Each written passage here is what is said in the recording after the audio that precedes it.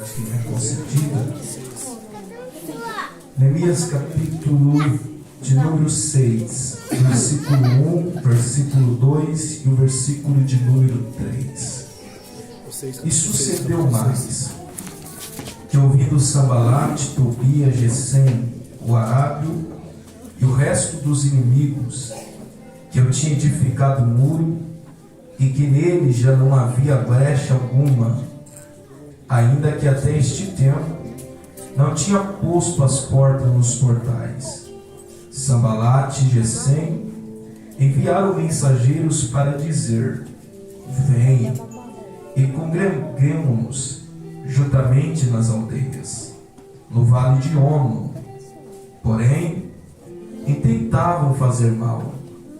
E enviou-lhe mensageiros a dizer: faço uma grande obra, de modo que não poderei ir. Por que cessaria esta obra para ir ter convosco? Assentai-vos, por favor.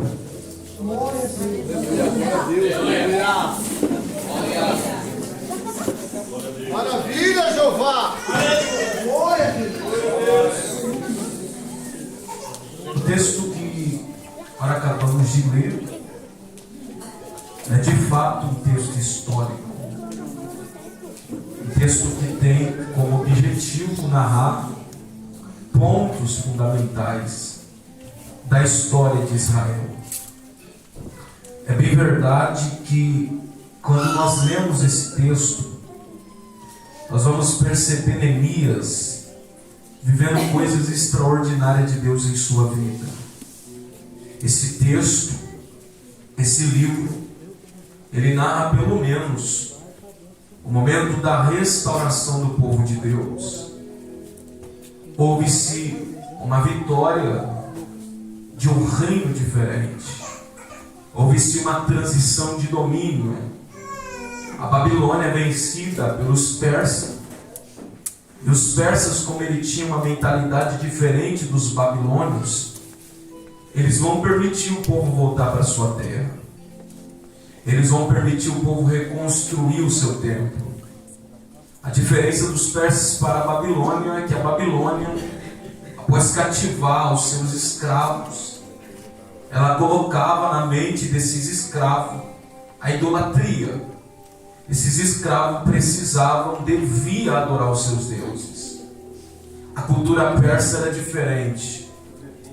O que mais valorizava eles era ter o domínio, era ter a direção, era ter o governo e a obediência desse povo.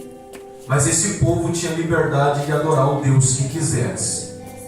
Sendo assim, o rei vai permitir o povo retornar para a sua terra. E o interessante é que esse retorno, ele acontece em 3 fases. Primeira fase sob a liderança de Zorobabel. Segunda fase sob a liderança de Esdra. Terceira fase sob a liderança de Neemias. É bem verdade que Deus começa a fazer o contrário do que o diabo fez. É bem verdade que Deus começa a fazer o contrário do que a Babilônia fez. Porque segundo a Bíblia, quando o povo é levado cativo, eles também são levados cativo em 3 levas. Quando eles são levados para a Babilônia, eles também são levados em 3 levas. Os jovens de boa aparência, os sacerdotes, e afinal todo o povo é levado para a Babilônia após o templo ser destruído, queimado a fogo. É bem verdade que Deus começa a fazer o oposto que a Babilônia fez. A Babilônia usou 3 fases para tirar tudo aquilo que o povo tinha. Deus usa 3 fases para devolver tudo aquilo que o povo tinha. A Babilônia usa 3 fases para arrancar tudo que o povo possuía. Deus usa 3 fases para devolver aquilo que a Babilônia fez. Deus começa a trabalhar de uma maneira extraordinária. O povo retorna para sua terra. Sob a liderança de Zorobabel, o povo reconstrói o templo. A princípio, o fundamento do altar é posto, o altar é estabelecido e todo o povo começa a louvar a Deus. E quando os jovens percebem o que Deus está fazendo, a Bíblia diz que os jovens começam a cantar. Quando os anciões percebem o que Deus está fazendo, os anciões começam a chorar. Porque para os jovens o que estava acontecendo não era novidade. Para os anciões era uma restauração. Deus começa a permitir que o povo trabalhe em uma construção do teu templo, da sua adoração. E pelo fato de uma dificuldade dos opositores, dos inimigos, o povo vai se acomodar, vai construir as suas casas, vai começar a entrar no comodismo, ao ponto de Deus levantar um profeta chamado Ageu e dizer pela boca de Ageu que o povo precisava sair do comodismo da sua vida, porque eles não estavam percebendo o que ele plantava, mas eles não colhiam. E aquilo que ele escolhia não era suficiente, porque o seu bolso era como se tivesse um rasgo. O povo não tinha um desenvolvimento, o povo não tinha um crescimento na sua vida. Então Deus vai começar a exortar o povo dizendo: levanta e vai cortar madeira, porque através dessa obra que eu estou fazendo, eu vou fazer algo maior daquilo que vocês viveram. Porque a glória da segunda casa será maior do que a da primeira. Eu vou repetir: a glória da segunda casa será maior do que a da primeira. Porque enquanto o povo estava acomodado, o povo estava perdendo. Mas quando o povo se levantou, Deus fez com que a glória fosse maior do que a primeira. Não entende, Alexandre? É que Deus está dizendo que tudo aquilo que você perdeu não vai se comparar àquilo que Deus vai entregar para você. Só luz pegou, levanta a mão e já libera a Hoje Deus me trouxe aqui para dizer para alguém: aquilo que você perdeu não vai se comparar àquilo que Deus está te entregando. Mas Alexandre, aquilo que eu perdi trouxe muita dor. Aquilo que Deus vai te dar vai trazer muita alegria. E eu gosto da palavra de Paulo quando disse: as aflições deste mundo não se compararão à glória que há de ser revelada em Cristo Jesus. Talvez você entrou aqui nessa noite chorando. Talvez você entrou aqui nessa noite de cabisbaixo. Talvez você entrou aqui nessa noite angustiado. Mas o Senhor está dizendo: talvez você perdeu, mas eu, Senhor, estou me levantando do trono para te devolver aquilo que o diabo tentou tirar. E a palavra para confirmar na tua vida é essa: a glória da segunda casa não é da primeira, é da segunda. Não é da terceira, é da segunda. Não é da quarta, é da segunda. Será maior, será maior, será maior que a primeira. Esse crente que está do seu lado aí, diga para ele: vai ser maior. Diga para ele: não vai se comparar. Diga para ele: Deus vai fazer algo grande. Balança ele aí só para ele entrar no culto. Balança ele aí só para esquentar. Diga para ele: a glória será maior. A perca te fez parar. A perca te fez entrar no comodismo. A perca te fez abandonar a obra. Mas o que Deus está te entregando, Ele está dizendo: eu estou te motivando a voltar. Eu estou te motivando a voltar. Sobe, corta madeira, desce e edifica. Mas, Senhor, a madeira que nós vamos cortar não vai se comparar à madeira de cedro que Salomão mandou buscar. Os ouros que ele colocou, todas as molduras na coluna do templo, o que nós vamos construir é pequeno. sem aparência, é frágil. Deus disse: não importa, pode ser pequeno, pode ser sem aparência, pode ser frágil, mas o que vai habitar do lado de dentro é maior do que aquilo que você trouxe do lado de fora. Vou repetir: o que vai habitar do lado de dentro é maior do que aquilo que você trouxe do lado de fora. Porque se eu quisesse ouro, eu daria ouro. Se eu quisesse prata, eu daria prata. Porque eu sou o dono do ouro e sou o dono. Mas o que mais importa para mim não é ouro, não é a prata, é a glória. Porque tem lugar que tem ouro, tem lugar que tem prata, mas não tem glória. Tem lugar que tem aparência, tem lugar que é grande, mas não tem glória de Deus. É melhor estar num lugar pequeno, é melhor estar num lugar sem aparência, é melhor estar num lugar que não tem um porcelanato, é melhor estar num lugar que não tem um ar-condicionado, é melhor estar num lugar que não tem uma cadeira, uma fumata, uma cadeira boa, uma cadeira de elite, mas que a glória de Deus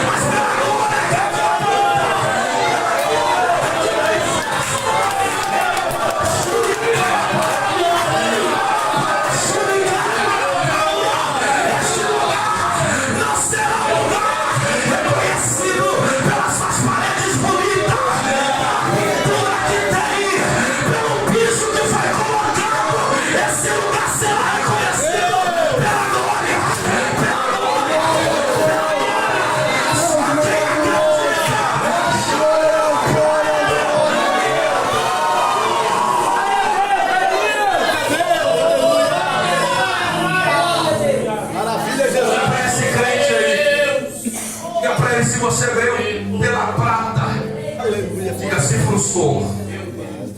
Diga para ele: se você veio pelo ouro, se frustrou.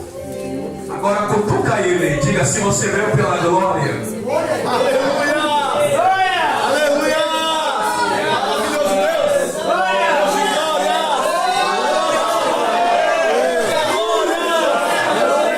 Por isso que o Colossenses capítulo de número 3, ele está olhando para Pedro e João e está dizendo: me dá uma esmola. João olha para ele e diz: eu não tenho prata e não tenho ouro. Porque se você veio pela prata e ouro, mais uma vez você vai ficar frustrado. Só que eu tenho uma coisa para você: Aleluia! não é prata, não é ouro, Glória a Deus, aleluia! mas é a glória que eu carrego no nome de Jesus.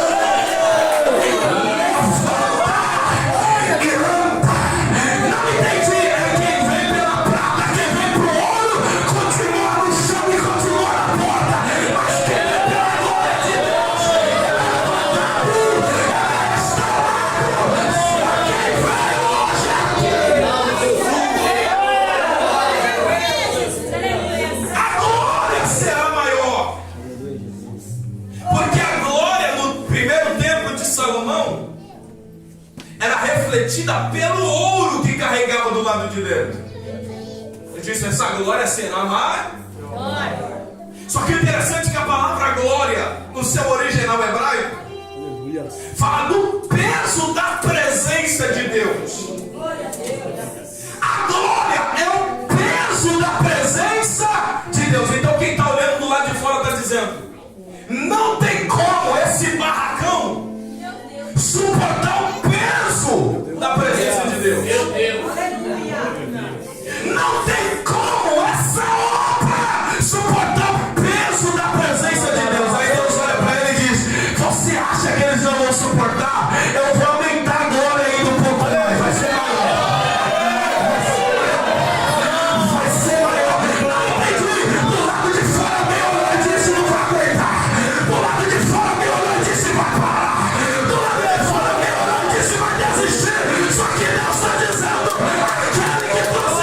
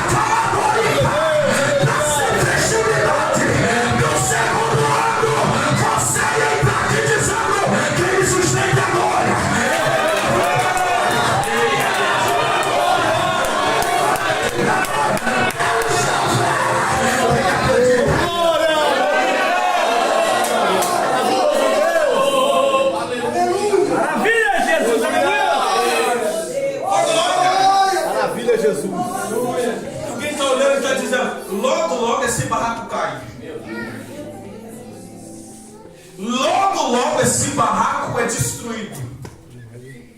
Porque se o primeiro era grande, estruturado, com marfim, com ouro, com porcelanato, com tudo que podia, destruíram, quanto mais esse. Só que o segredo não está na estrutura do próprio templo. O segredo está na glória que estrutura o templo. Oh, glória. Você não chegou até aqui por causa da tua habilidade. Você não chegou até aqui por causa da tua capacidade. Você não chegou até aqui por causa do seu jeito de falar, de agir, da sua milética ou hermenêutica. Não, você chegou aqui por causa da glória.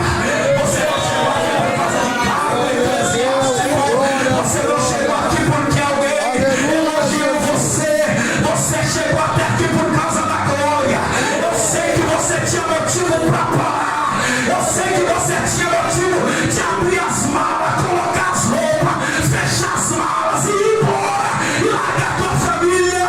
Eu sei que você tinha motivo de ficar chorando em depressão em um quarto escuro, mas você veio até aqui usando as tuas forças, porque a glória de Deus olhou para ti e disse: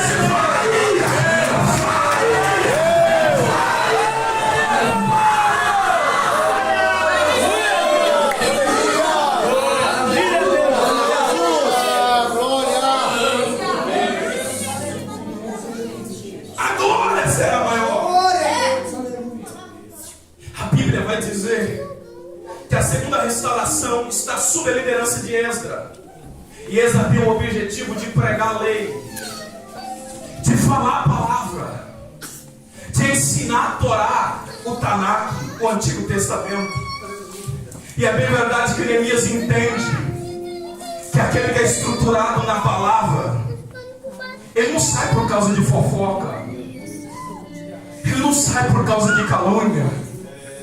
Aquele que é estruturado na palavra, ele aguenta, ele suporta, ele avança, aleluia, ele prossegue. Glória a Deus. Por isso que Esdra vai trazer a palavra para dentro do culto, expor a palavra, pregoar a palavra. Só que a Bíblia vai dizer que certa vez o irmão de Neemias vai visitar Jerusalém. E a Bíblia vai dizer que ele vai voltar. E quando ele retorna com uma notícia. E a notícia é essa: os muros de Jerusalém ainda estão quebrados, ainda estão destruídos, ainda estão queimados.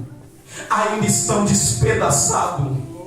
Quando Neemias vai ouvir estas palavras, Neemias vai se entristecer, até porque Jerusalém era a pátria de Neemias. É bem verdade que, segundo os historiadores, Neemias nunca esteve em Jerusalém, porque Neemias nasce no reino da Babilônia, no momento do cativeiro. Neemias nunca esteve em Jerusalém, era o seu sonho para lá, conhecer Jerusalém, conhecer a sua pátria, conhecer o lugar da tua origem. Só que Neemias ouve do seu irmão dizendo: está destruído tudo, Neemias, tudo está quebrado. Mas sabe o que me assusta no texto? É que quem foi não teve coragem de tomar atitude para restaurar. Quem foi até Jerusalém não teve coragem de colocar a mão na obra. E quem nunca frequentou Jerusalém, ao ouvir as notícias, disse: eu não posso ficar parado, eu não posso ficar acomodado, porque tem gente que tem liberdade para ir, tem gente que tem estrutura para fazer, tem gente que tem capacidade para colocar a mão na obra, mas ele não faz. Para ele é melhor entregar a notícia dizendo: está tudo destruído, eu falei que não ia conseguir, eu falei que não ia dar certo, fez porque quis, eu falei que você não ia avançar, eu falei que não ia continuar de pé. Tem gente que tem capacidade para fazer, mas não faz, e fica só levando notícia ruim, e fica só falando da queda, e fica só falando que tá quebrando. Sabe o que me assusta? É que tem muita gente que pode pôr a mão em obra. Eu sei que tem muita gente que pode arregaçar a manga, colocar a mão na obra para trabalhar, só que ele fica olhando, e quando algo sai da direção, ele diz: tá vendo, não sabe fazer, não colocou eu porque quis, olha aí, tá vendo, não deu certo, era para me cantar, era para me somar, era para me pregar, era para me fazer. Você tem capacidade, e porque não fez, você podia fazer, e porque não fez, agora que alguém se levantou para fazer, você que não criticou, você que não quer criticar. Só que hoje Deus me trouxe aqui para dizer: se quem tem capacidade para fazer, liberdade para fazer, direção para fazer, obra para fazer, ferramenta para fazer, quer fazer, Deus vai levantar quem quer.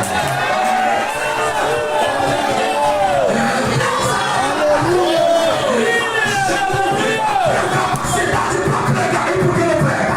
Alexandre, eu tenho capacidade para louvar, e por que não louva? Para você não nascer em fase de frente, fica pregado nessa cadeira, levantando a mão e achando que está fazendo alguma coisa.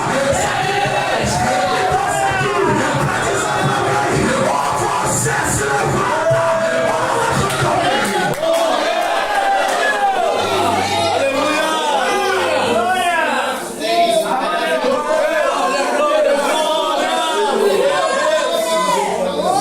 Glória a Deus. É que o irmão de Neemias, ele vê a situação de Jerusalém, só que ele não faz nada. Neemias ouviu, Neemias só ouviu, Aleluia, glória a Deus. só que quem viu não fez. E parece que isso acontece muito. A pessoa vê, aí quem não viu, ela diz: tá vendo, ela está sem direção. Como o pastor não viu isso? Como a liderança não viu isso? Como será que não percebeu isso? Ei, se você viu, por que você não faz? Aleluia. Não espere de alguém aquilo que você pode fazer. Glória a Deus. Não espere de alguém aquilo que Deus já mostrou para você.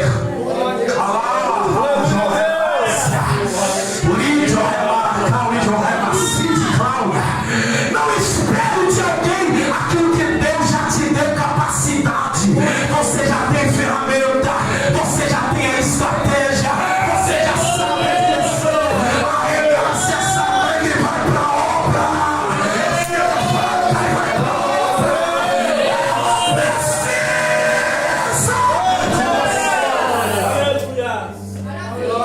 Maravilha, Deus. Só que o texto mostra que apesar de quem está vendo e não está fazendo nada, alguém que ouviu, se teve a coragem de se levantar e dizer: deixa que eu vou. E o interessante é que ele não chamou quem viu, porque tem horas que você não tem como contar com quem viu. Tem horas que você não vai poder contar com aquilo que está perto, porque tem coisas que é você e Deus. O texto vai dizer que Neemias, sendo copeiro do rei, e ser copeiro não era uma tarefa fácil, ser copeiro era uma tarefa de grande perigo, até porque o copeiro não era só aquele que servia, era aquele que provava do alimento. Neemias tinha a função de provar da bebida, de provar do alimento, porque havia-se na época muita gente que se rebelava contra o rei e usava a possibilidade de envenenamento para matar o rei, para tirar o rei do trono. Então Neemias era alguém que provava para ver se aquele alimento não estava contaminado, para ver se aquele alimento não tinha veneno. Então todos os dias da sua vida Neemias estava correndo perigo, porque se alguém quisesse matar o rei, quem sofreria com isso era Neemias. Quem sofreria com isso era Neemias. Por isso que você vai ver no livro de Gênesis, quando o faraó manda prender o padeiro e o copeiro. Por que ele prende o padeiro e o copeiro? Porque alguém tentou envenenar o faraó, e faraó não sabia se era o padeiro ou se era o copeiro. Faraó então manda prender os dois, só que lá na prisão Deus dá um sonho para José, para revelar de fato quem tentou matar o rei. Aleluia! Porque era algo que se usava para matar o rei, e Neemias estava lá provando.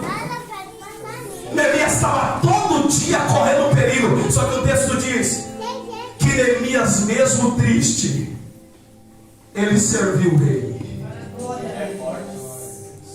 Não entendi. É que Neemias, apesar de correr perigo todos os dias da sua vida, ele nunca deixou de servir o rei. Se você só é caluniado e já não quer servir o rei, às vezes só falaram de você, você já quer abandonar o serviço com o rei. Talvez alguém só pisou no seu salário, você já quer abandonar o serviço com o rei. Neemias é diferente. Eu estou triste, estou correndo perigo, mas eu não paro de servir. Eu não paro de servir.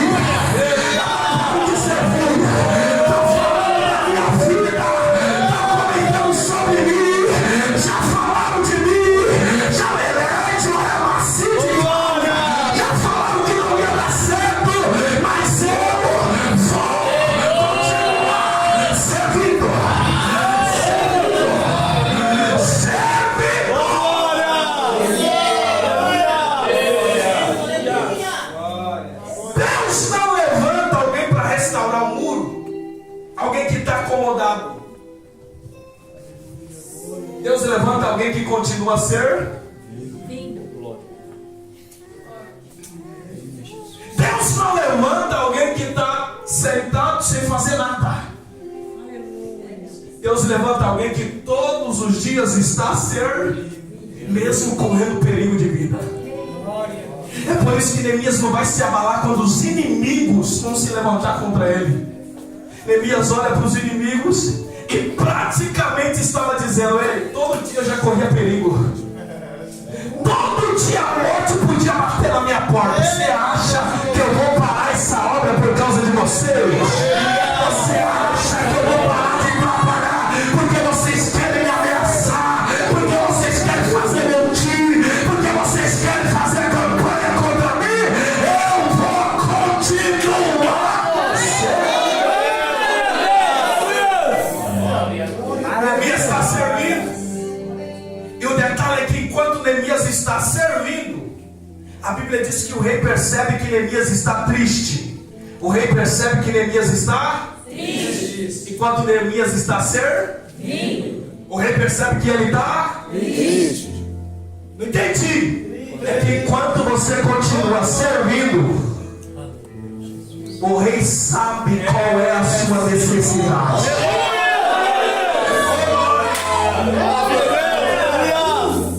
Quando o rei percebe que Neemias está triste, Neemias diz: chegou a hora de pedir ao rei a permissão para mim. E o detalhe do texto é que Neemias diz ao rei: como eu estaria alegre, sendo que o sepulcro dos meus pais estão queimado, destruído, quebrado? Como eu serviria com alegria, sabendo que em Jerusalém os muros estão quebrados? O rei já sabe que Neemias vai pedir alguma coisa. O que tu queres, Neemias? Pede o que tu queres. Neemias disse: eu só quero ir, rei. O rei diz: você vai? Eu quero ir. Mas quanto tempo você vai ficar lá? Quanto tempo você vai ficar lá? E ele disse: não sei, que eu não estou no meu itinerário, eu não estou na minha agenda, eu estou na agenda de Deus. Aí ele diz: vai, Neemias, mas volta. Por quê? Porque quem sabe servir do lado de dentro, quando ele sai para fazer uma obra do lado de fora, ele sempre será desejado do lado de dentro. Vai, mas volta. Agora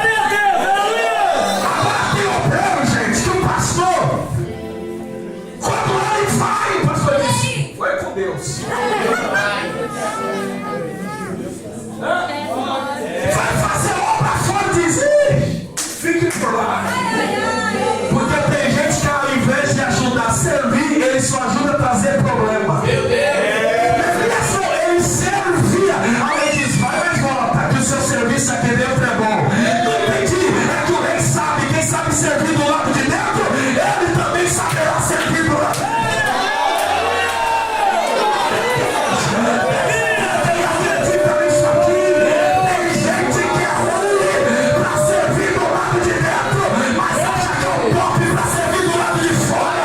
Hoje Deus me trouxe aqui para dizer: se você quer ser alguém bom em serviço do lado de fora, saiba servir do lado de dentro. Porque do lado de fora, alguém fala de você e diz assim: aquele cara é bom, hein? Ali é um perdido. Aí vai perguntar pro pastor: ixi, aquele ali é só problema.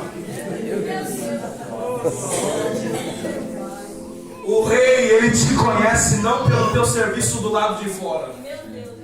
Glória a Deus, aleluia, Jesus. Ele te conhece pelo serviço do lado de dentro. Eu estou sentindo a presença de Deus.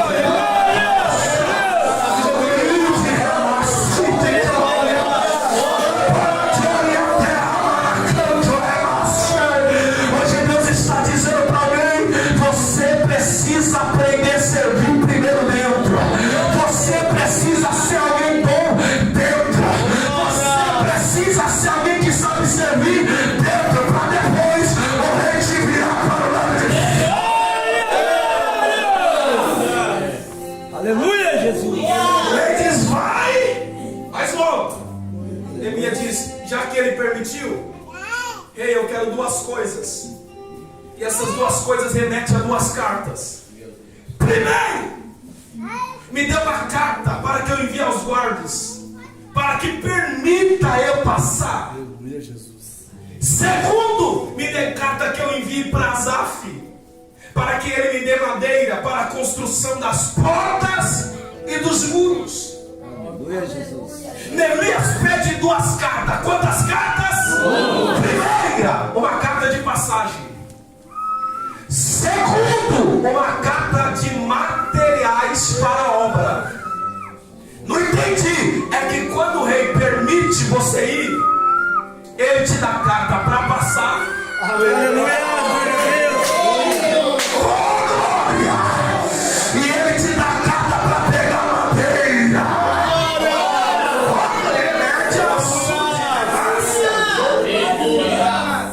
Não entendi. Eu desço o livro para ver se você dá glória.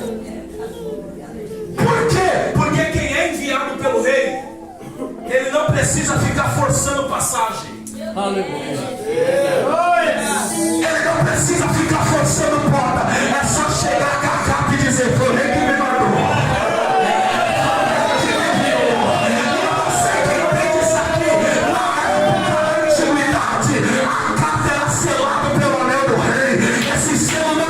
Ser rompido até chegar no seu destino. Então, quando alguém pega a carta, ele olha: peraí, essa carta tem selo do rei, tem autoridade do rei, tem permissão do rei.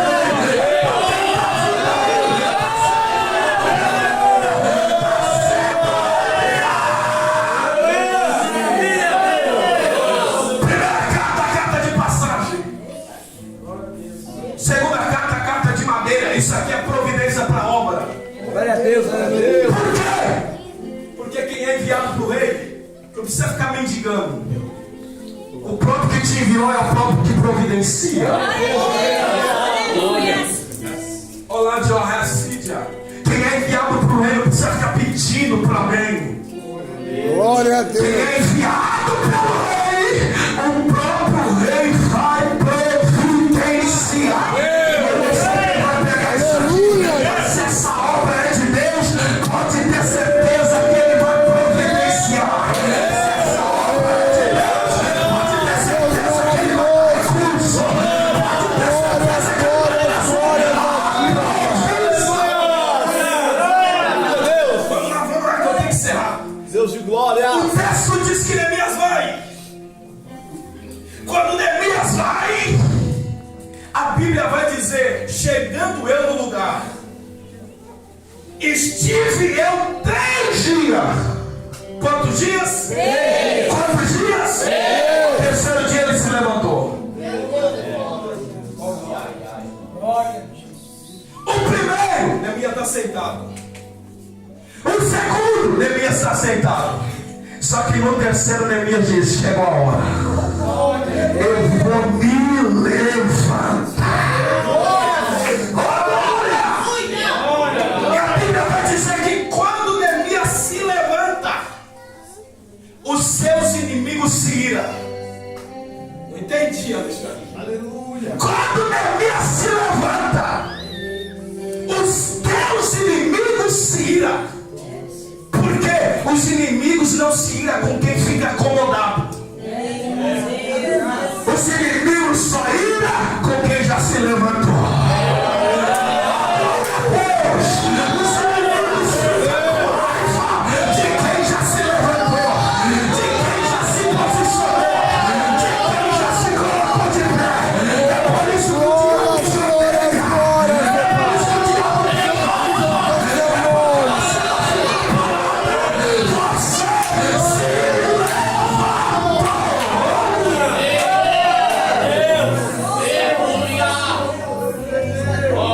Neemias se levanta para fazer a obra de Deus. E a Bíblia vai dizer que Neemias começa a reparação. Primeiro, o sumo sacerdote, chamado Elisiabe, ele vai reparar, reconstruir a porta. E a Bíblia vai dizer que a primeira porta que ele reconstrói é a porta da ovelha. Por que a porta já está depois de Zorobabel. Zorobabel levantou o altar e construiu o templo. Só que Neemias está construindo a porta das ovelhas. E por que a porta das ovelhas? É porque era onde as ovelhas entravam para ser sacrificadas no templo. Então, se a porta está destruída, de fato as ovelhas não entram. Se as ovelhas não entram, não tem sacrifício. Se não tem sacrifício, não tem culto. Se não tem culto, Deus não está presente. Só que o detalhe é que Zorobabel levantou o altar e levantou o templo. Só que ainda não havia culto. Quando Neemias, sob a liderança de Neemias, vai reparar a primeira porta. A primeira porta é a porta das ovelhas. Para o sacrifício entrar, o culto acontecer e Deus descer na casa. Não adianta a gente ter altar, não adianta a gente ter templo, se não temos o sacrifício das ovelhas. Não adianta. Então a primeira porta é a porta das ovelhas, onde as ovelhas entram, são sacrificadas, o culto acontece e Deus se faz presente. Só que no capítulo de número 4, quando ele repara a porta das ovelhas, de uma porta para outra havia extensão de muros. E enquanto eles iam reparando a porta, eles também iam construindo os muros. No capítulo de número 4, o muro está pela metade. Ouvindo Sanbalat, Tobias e Gesem que o muro estava pela metade, se iraram, se indignaram, a ponto de Sanbalat olhar e dizer: esse povo fraco, esse judeu fraco, vai restaurar no pó essas pedras e reconstruir os muros. Glória a Deus. Tobias ouve Sanbalat falando que os judeus é fraco, e ele diz: ô Sanbalat, eles podem até levantar os muros, eles podem até reconstruir, mas mesmo que eles edifiquem, vindo uma raposa, colocará esse muro para baixo. A raposa é um animal pequeno. A raposa é um animal pequeno. O que Tobias está dizendo é: eles podem levantar os muros, mas até uma ameaça pequena vai derrubar. Até uma ameaça pequena vai colocar no chão. Até uma ameaça pequena vai derrubar. Só que o texto vai dizer que Neemias ora ao Senhor, e eles continuam a trabalhar, ao ponto de Sanbalat, Tobias e os inimigos olharem e dizer: vamos ter que parar esse povo. Primeiro, como vamos parar esse povo? Vamos fazer guerra contra eles. Neemias sabe daquela situação e coloca a guarda de dia e de noite. Neemias se prepara para a guerra, mesmo trabalhando. E sabe qual é o detalhe? É que a Bíblia vai dizer que os homens, após aquele dia, estavam com uma mão na obra e outra na espada.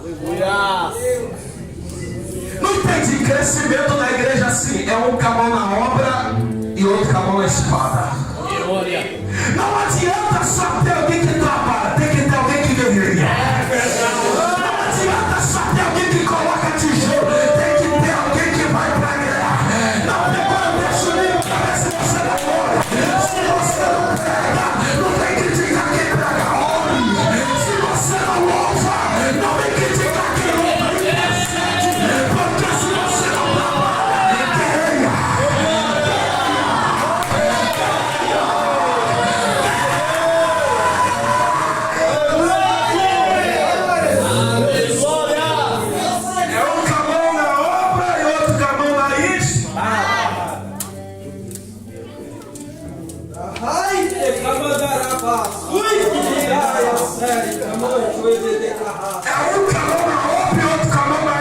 Glória a Deus. Aleluia. Olha para para esse crente, diga para ele: se você não tiver com a mão na obra, pelo menos esteja com a mão na espada. Não, se você não quer colocar um tijolo, diga para ele: pelo menos guerreira. Glória a Se você Deus. não quer fazer a obra, diga para ele: pelo menos glória porque faz. Diga para ele: se você não quer trabalhar na obra, pelo menos interceda porque faz. Se você não quer ir na igreja, pelo menos chore porque levou. Se você não quer dirigir culto, pelo menos chore porque dirigiu. Se você não quer louvar, pelo menos interceda porque louva. Você foi escolhido ou para trabalhar ou para ganhar.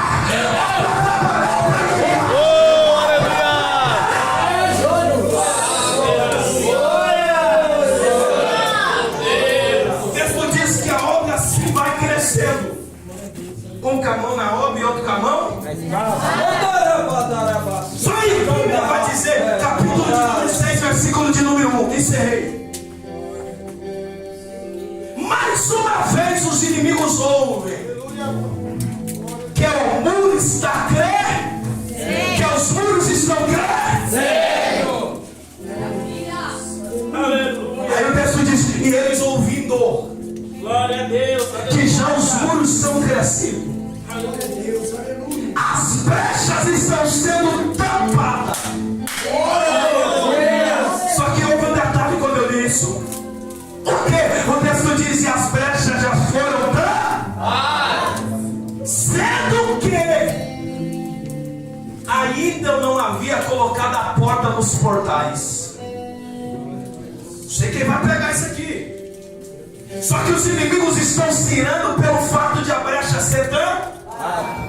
Só que a pergunta é: como ele se ira que a brecha é tampada sendo que a porta está aberta?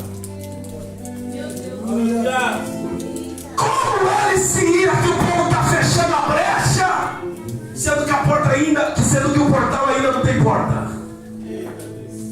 sendo que a porta ainda tem permissão para entrar?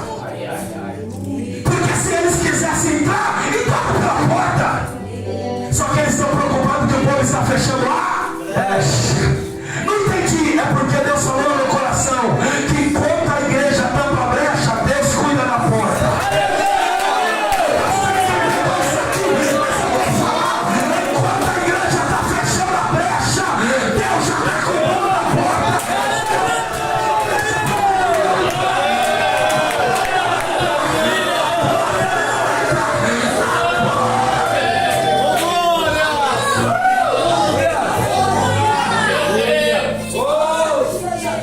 Deus de A porta só vai permitir entrar alguém que está descrito em Salmos de número 24.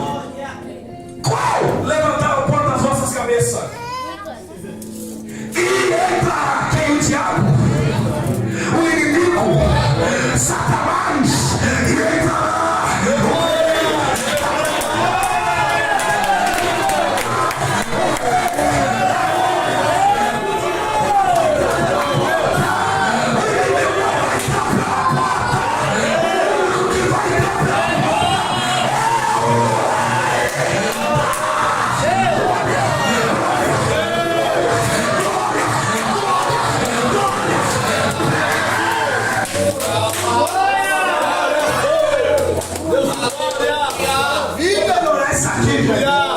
Gosta de Bíblia? Vamos lá. Enquanto a igreja está tampando a brecha, Deus está guardando a... Por quê? Porque João capítulo de número 10, o próprio Cristo disse: eu sou a porta.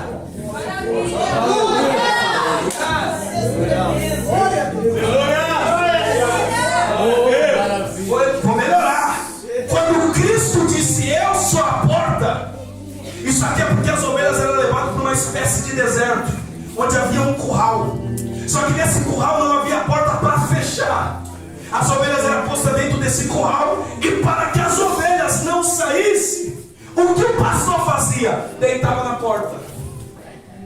E quando ele deitava na porta, ele impedia os inimigos de entrar e as ovelhas de sair.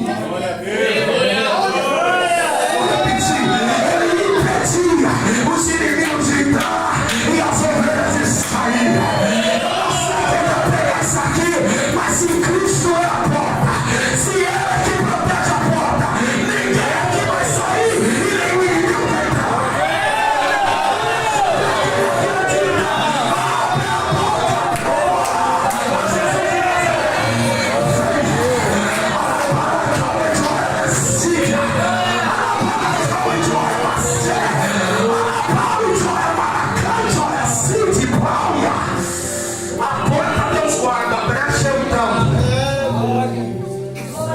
adianta querer que Deus feche a brecha, sendo que é para você fechar. Os inimigos estão revoltados, porque o povo está fechando sendo que a porta está aberta. Já que Deus guarda a porta, a minha responsabilidade é fechar. Só que o texto diz que os inimigos eles vão continuar de forma discreta, tentar parar a obra. E qual é a ideia deles? Ô Neemias, vem congregar conosco, vem se reunir conosco. Neemias olha para ele e diz: como eu vou parar essa obra? Eu não descerei daqui, porque eu não vou cessar essa obra para ir ter convosco. Tem muita gente do lado de fora chamando você para se reunir com ele. Tem muita gente do lado de fora chamando você para congregar com ele, para estar junto com ele. Talvez você tinha alguma festa para ir, mas não foi porque você sabe que tem uma obra. Talvez você tinha algum lugar para ir hoje, mas não foi porque você sabe que está trabalhando. Então hoje você está aqui dizendo: eu não desço daqui, porque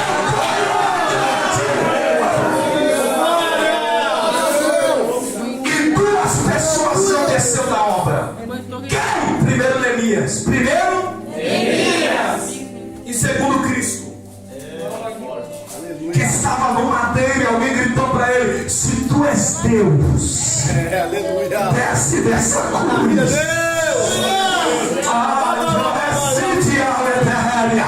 Só que ele olhou e disse: eu não desço daqui, eu não saio daqui, porque é como a palavra de Neemias entrou na grande obra.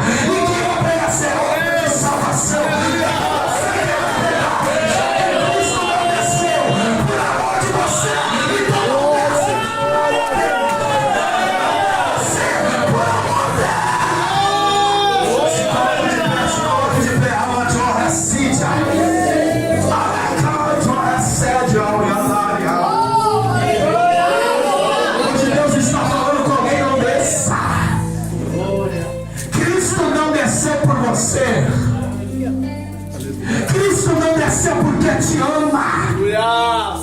Cristo não desceu para te salvar. Então não desça por amor dele.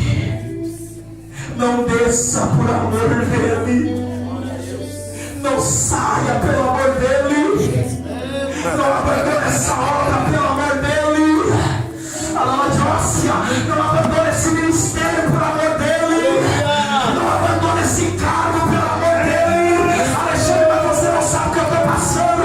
É a ameaça do lado, é a ameaça do outro. É a gente falando de mim, é a gente me criticando, e daí não desça, porque alguém na cruz não desceu por você. Para de honra, Cíntia. Você não sabe o que eu estou vivendo, Alexandre. Você não sabe a minha vida diária. Você não sabe o que eu passo todos os dias. Só que a palavra de Deus para alguém é: não desça.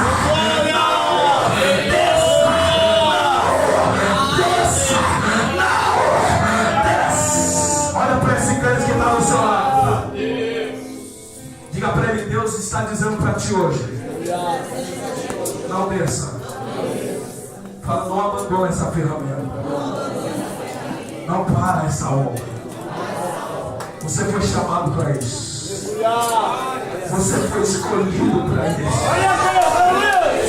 O céu está dizendo para alguém: pelo fato de você não descer, eu, Deus, estou dando conclusão daquilo que você começou.